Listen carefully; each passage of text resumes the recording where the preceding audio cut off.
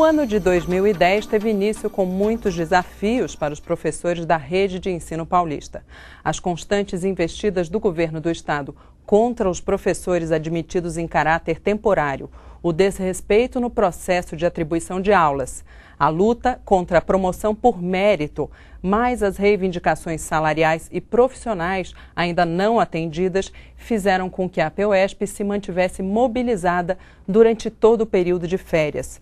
Para esclarecer toda essa situação, o Educação na TV recebe a professora Maria Isabel Azevedo Noronha. Professora, boa tarde. Boa tarde, Renata. Boa tarde a todos que nos assistem neste momento e, de fato, eu penso que os professores, de uma maneira geral, não tiveram férias, né? Seja porque tiveram que fazer a avaliação para continuar admitido em caráter temporário, né, que aconteceu nos dias 13 e 20 de dezembro, né, de 2009, ou porque, enfim, todos aqueles que entenderam que deveriam fazer a prova por promoção de mérito, começou dia 29 e terminou no dia 2, quer dizer, o ano ele começou, eu me lembro que quando tive aqui nesse programa mesmo, e que foram aprovados os 2 PLCs que instituíram a provinha e o concurso público, e mais a promoção por mérito, eu disse, a luta vai começar. E de fato, eu acho que nós tínhamos razão. A luta naquele momento começou. E justamente as ações que aconteceram ajudaram a mobilizar os professores.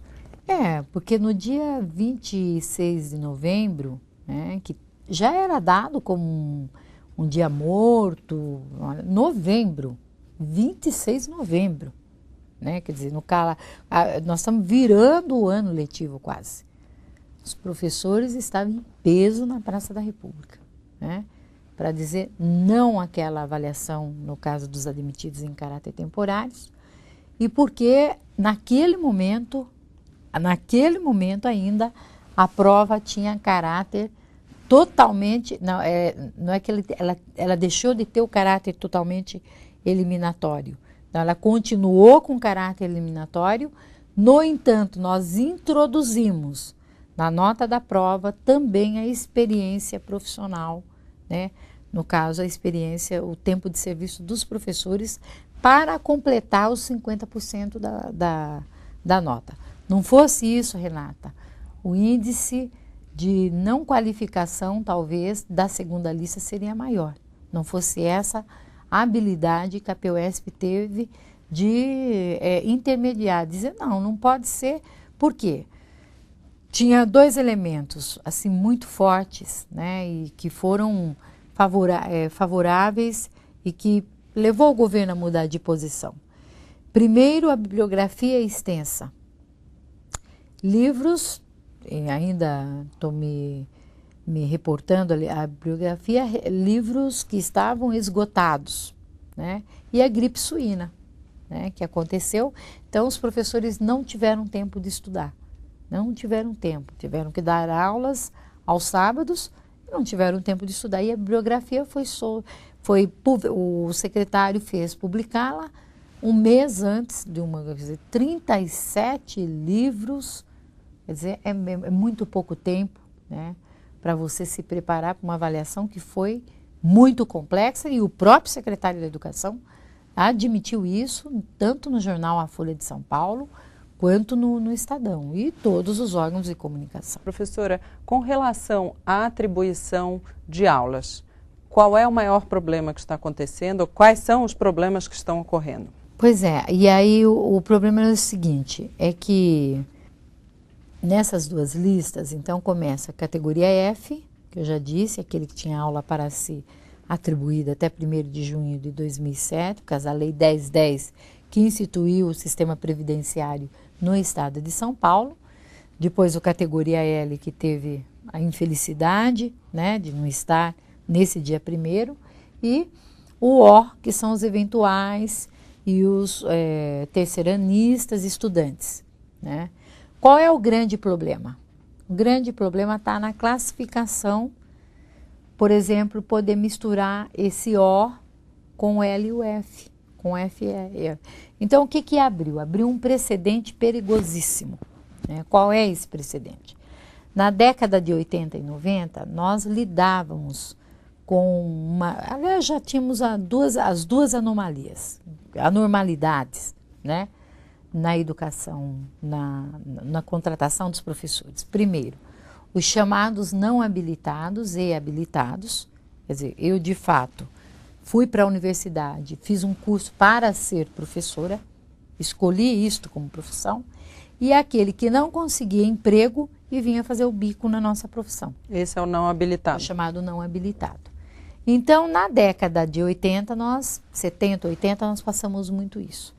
Quando foi no período da inscrição da LDB, e que o secretário atual era então ministro da Educação, foi regulamentado isso na LDB, na Lei de Diretrizes e Bases da Educação Nacional, no seu artigo 62, que diz que todo professor tem que ser primeiro habilitado, ter habilitação médio para aqueles que vão atuar no primeiro ciclo, né, na educação infantil, primeiro ciclo do ensino fundamental, licenciatura plena para o restante da educação básica, compreendendo o segundo ciclo do ensino fundamental e o ensino médio.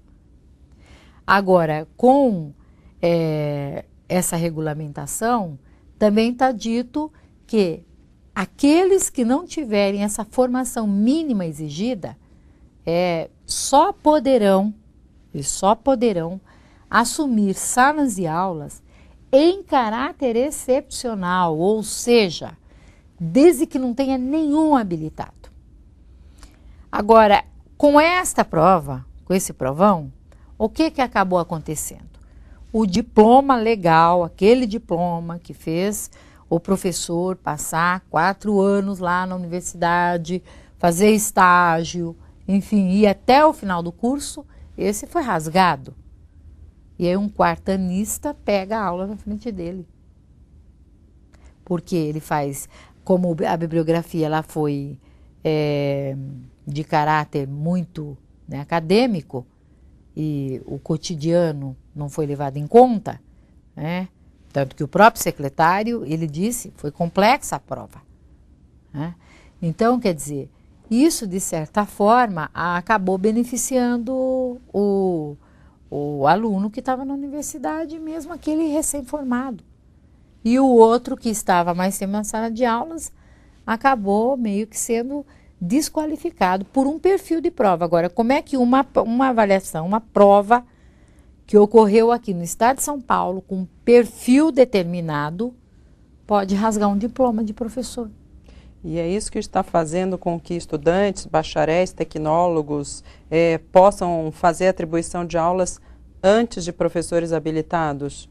É isso. Essa situação que se criou. Exatamente isso. E o que a PUESP está fazendo nós entramos com uma ação judicial questionando isso, tivemos liminar concedida. Então, o que deve acontecer? Na primeira lista, FL escolhe, na segunda FL escolhe, depois o O, que me parece é o mais coerente, né? Porque aí, por quê? Com base em quê?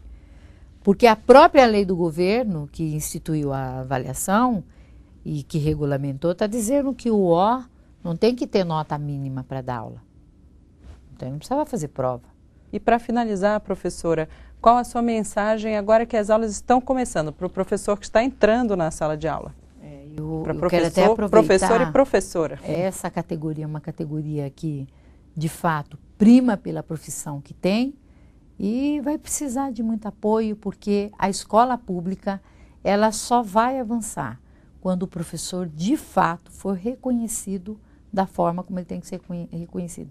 O mais importante, profissional. Essa é a questão central, porque é este profissional, o professor, que forma as outras categorias, vai formar os outros trabalhadores.